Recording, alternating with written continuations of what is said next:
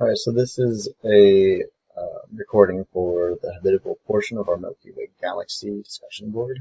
Um, so the video, in my opinion, just basically described a bunch of places that weren't necessarily habitable for like exoplanets and like solar systems like us.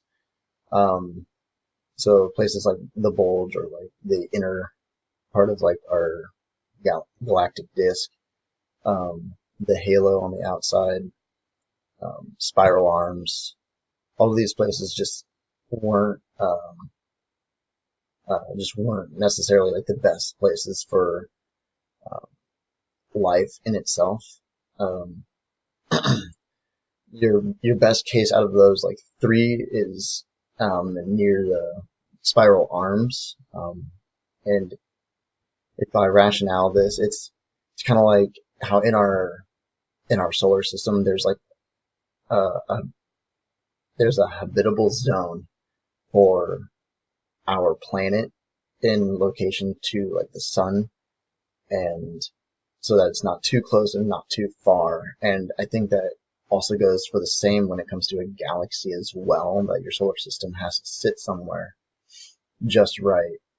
I've done no like further research on this, but um, in my eyes, I think that we may have gotten extremely lucky, just in like where our solar system like sits, because we're not like in the spiral arm in itself, like the big ones, but we're on a branched out smaller one. So it's not like we're in an area where there's star formations like constantly like occurring and creating these huge giant stars um, that that could be like too hot and too like show off like too much like luminosity and heat for us. But we come from a smaller region where there's not as much of that, and so you don't have other stars throwing off our solar system and like throwing off like the orbits of like our sun and all of the other like planets in our solar system.